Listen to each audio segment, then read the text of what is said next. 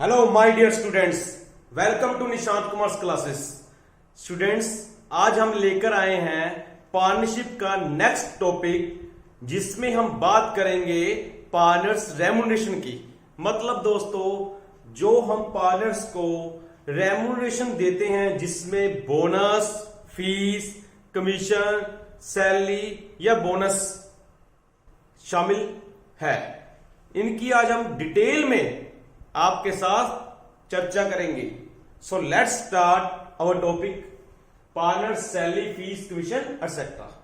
Normally no partner is entitled to get salary, fees और commission from the firm because it is his duty to work honestly for the profits of the firm. देखिए students, actual में हमने यहां पर आपको यह बात बताई कि नॉर्मली पार्टनर्स को यह हक नहीं है, ये राइट नहीं है कि वो फर्म से बोनस, फीस, कमीशन या किसी भी रूप में मेहनताने का हक मांगे।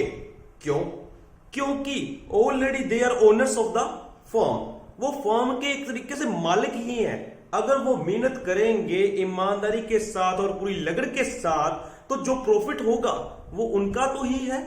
तो उन्होंने एक्चुअल में हमने यह बता दिया कि वैसे उनका राइट नहीं बनता, परंतु अब सवाल यह है, प्रश्न यह है कि वाकई ही हमें उन्हें ये सब चीजें जो मैं आपको बता रहा हूं, सैलरी, बोनस, फीस देना चाहिए या नहीं देनी चाहिए। तो इसके बारे में स्टूडेंट्स हम बात करेंगे। तो देखिए, मैं आपको बता दूं कि जब मैंने आपको पार्टनरशिप डीड की प्रोविजंस कराई थी, तब मैंने आपको एक बात नोट करवाई थी कि अगर डीड साइलेंट है, मतलब हमने रिटर्न में एग्रीमेंट नहीं किया, डीड नहीं बनाई, तो हम यह सब कुछ नहीं देंगे। और अगर डीड में पहले से उन्होंने लिखा हुआ है कि हमने एक्स्ट्रा काम करने वाले को, एक्स्ट्रा टाइम स्पेंड करने वाले को, ज्यादा मेहनत करने वाले को ये एक्स्ट्रा चीज देनी है, चाहे कमीशन है, चाहे सैलरी है, इतने परसेंट के हिसाब से देना है या इतना पर मंथ देना है, तो हमें देना पड़ेगा। तो उम्मीद करता हूं आपको यह प्रश्न का भी उत्तर मिल गया होगा। तो चलते हैं आगे। देखिए क्या है, but partners can get salary. हाँ जी, पार्टनर्स सैलरी ले सकते हैं, फीस और कमीशन भी, if they have already expressed this in the partnership deed. परंतु तभी ले सकते हैं अगर उन्होंने इन सभी की बात पहले डीड में की थी। अगर रिटर्न में समझौता नहीं किया, मतलब डीड नहीं बनाई, तो इन्हें यह कुछ नहीं मिलेगा, सिर्फ प्रॉफिट का हिस्सा मिलेगा। तो दोस्तों, आपने नेक्स्ट कुछ पॉइंट्स कौन कौन से ध्यान में रखने हैं वो देखिए।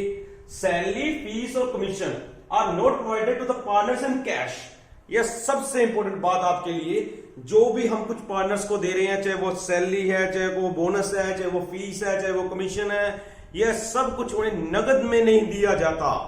अब आप सोचेंगे, अगर हम उन्हें कैश में नहीं देते तो फिर हम कैसे देते हैं? हम एक्चुअल में क्या करते हैं, जो भी उन्हें सैलरी देनी है या जो भी कमीशन देना है, उनके कैपिटल अकाउंट में ट्रांसफर कर देते हैं या फिर करंट अकाउंट में ट्रांसफर कर देते हैं। अब कहां कैपिटल वर्ड यूज करना है, कहां करंट करना है, वो मैंने आपको पहले भी बताया, फिर से बता रहा हूं कि अगर कैपिटल फिक्स्ड है तो करंट अकाउंट में ट्रांसफर करेंगे स्टूडेंट्स। अगर कैपिटल फ्लक्चुएटिंग है तो कैपिटल अकाउंट में ट्रांसफर करेंगे और क्रेडिट साइड पर नोट करेंगे। हम कैपिटल अकाउंट की क्रेडिट साइड पर लिखेंगे क्योंकि हमने उनको देना है ये सब चीजें। तो हम उनके अकाउंट में एक तरीके से ट्रांसफर कर दिया, कैपिटल या करंट अकाउंट में, परंतु कैश में नहीं दिया। हाँ, जब हमने एक बार उनके कैपिटल अकाउंट या करंट अकाउंट में ट्रांसफर कर दिया, बाद में वो विड्रॉ कर सकते हैं, तो उसके बाद वो कैश में निकाल सकते हैं, परंतु हम कैश के रूप में नहीं देंगे। उम्मीद करता हूं यह पॉइंट आपको समझ में आ गया। इसके अलावा दीज ऑल आर एप्रोप्रिएशंस। आप सबको यह पता होना चाहिए कि ये सभी आइटम्स एप्रोप्रिएशंस हैं, मतलब अगर प्रॉफिट होगा तो देंगे, अदरवाइज नहीं देंगे। So these items are shown in profit and loss appropriation account. इसलिए सैलरी है, चाहे बोनस है, जो भी पार्टनर को हम दे रहे हैं रेम्यूनरेशन, यह सब हमने कहां पर शो करना है? Profit and loss appropriation account में। यह चीजें हमने प्रॉफिट एंड लॉस अकाउंट में नहीं शो करनी, क्योंकि ये सब क्या है? एप्रोप्रिएशंस। इसके बाद स्टूडेंट्स, अब हम आपको बताएंगे एक नेक्स्ट प्रश्न का उत्तर जो आपके मन में चल रहा होगा, वो क्या बनता है। कि हम पार्टनर को अगर सैलरी या बोनस या कमीशन देते हैं, इसका पर्पस क्या है, हम क्यों देते हैं। तो हम बात करेंगे कि हम पार्टनर सैलरी या फीस या कमीशन क्यों देते हैं, और उसके बाद आपको बताएंगे कि इनकी जर्नल एंट्रीज क्या होगी, अकाउंटिंग ट्रीटमेंट क्या होगी, और फिर उसके बाद हम एग्जांपल्स आपको डिटेल में समझाएंगे। स्टूडेंट्स, अब हम बात करेंगे पर्पस की कि हम क्यों प्रोवाइड करते हैं सैलरी, फीस या कमीशन वगैरह, तो उसके बारे में बात कर रहे हैं स्टूडेंट्स। तो सबसे पहले क्या लिखा देंगे, टू कंपनसेट द पार्टनर्स, कि हमने पार्टनर्स को एक तरीके से कंपनसेशन दे रहे हैं। अब किस चीज का कंपनसेशन दे रहे हैं, किस चीज का मुआवजा दे रहे हैं उन्हें, देखिए, हु डिवोट्स मोर टाइम। कई बार क्या होता है, कोई पार्टनर है जो वो एक्स्ट्रा टाइम बिजनेस में लगा सकता होता है, तो हमें जरूरत भी होती है कि कोई एक्स्ट्रा टाइम लगाए, तो उसके हम कह देते हैं कि आप एक्स्ट्रा टाइम लगा दीजिए, एक्स्ट्रा मेहनत कर लीजिए, इसके बदले आपको सैलरी दे देंगे, तो इसलिए हम उनको दे देते हैं। दूसरा केस क्या है, who has more skills.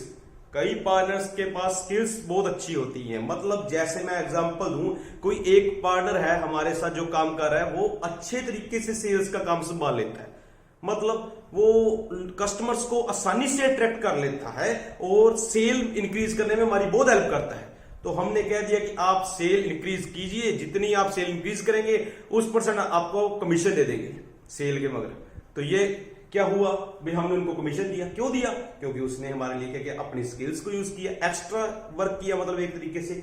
Third क्या है, हु गेट्स मार्जिन प्रॉफिट्स। मेहनत तो बहुत करता है कोई पार्टनर, परंतु उसका प्रॉफिट शेयरिंग रेशियो में हिस्सा क्या रखा हुआ है, कम।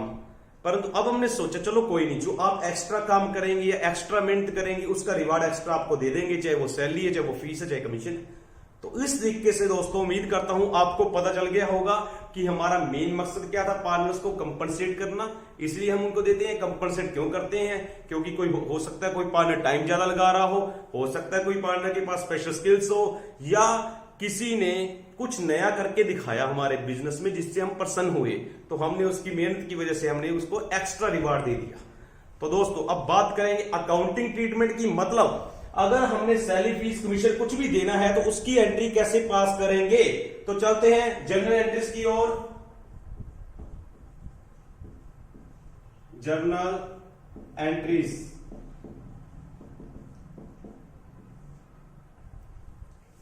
देखिए स्टूडेंट्स, मैं एक चीज की करके दिखा देता हूं, बाकी की आपने सेम ही करनी है। तो एक एग्जांपल लेते हैं, journal entries for partner salary. सभी की ट्रीटमेंट एक तरीके से सेम है, तो हम एक ही एग्जांपल लेकर आपको एंट्रीज करा रहे हैं पार्टनर सैलरी। तो सबसे पहले क्या करेंगे,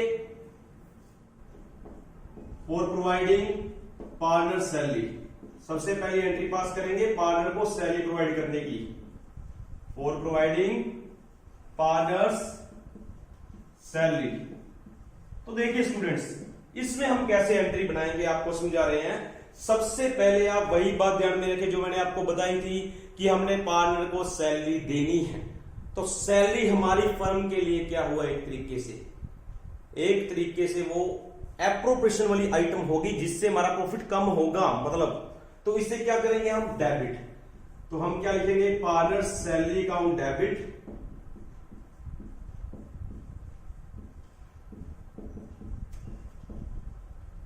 टू कैश।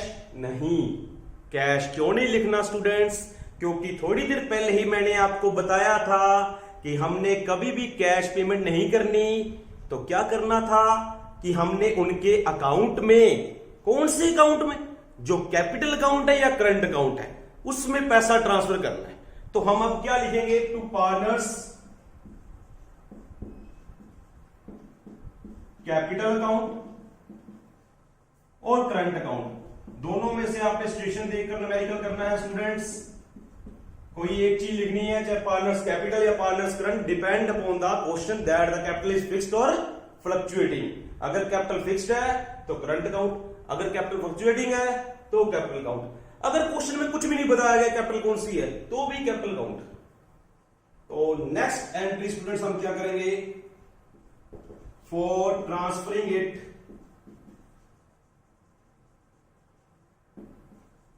इनटू, सोचिए इसको कहां पर ट्रांसफर करते हैं हम, profit and loss appropriation account में। तो for transferring it into profit and loss appropriation उसके लिए क्या करना है स्टूडेंट्स, देखिए पार्टनर सैलरी को हमने डेबिट किया था, अब क्या कर देंगे credit to partners salary account. पहले डेबिट किया था, अब उसे क्लोज करने के लिए क्रेडिट कर देंगे।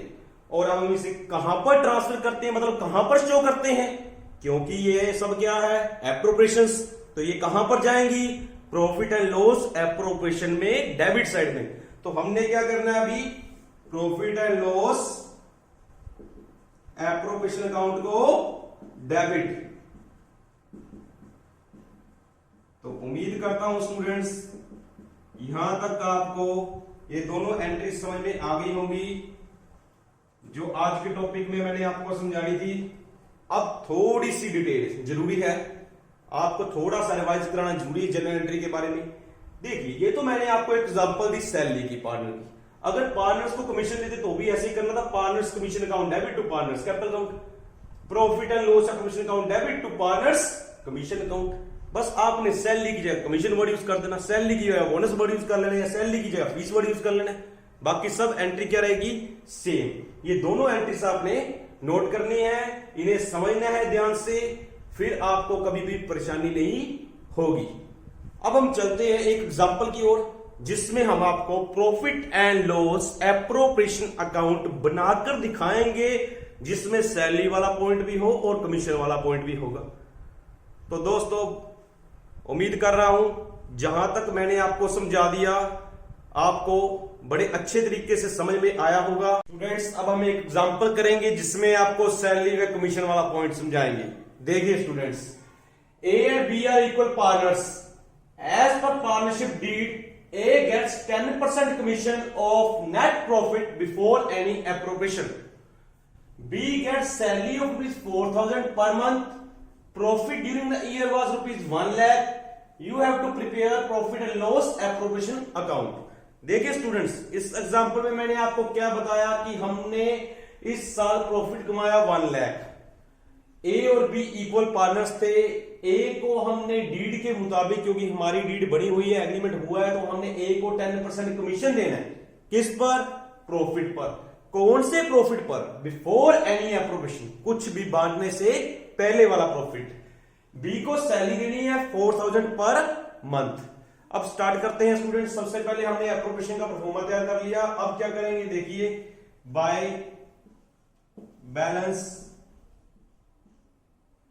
बैलेंस की बजाय हम प्रॉफिट लिखेंगे यहां पर बाय प्रॉफिट ब्रो डाउन।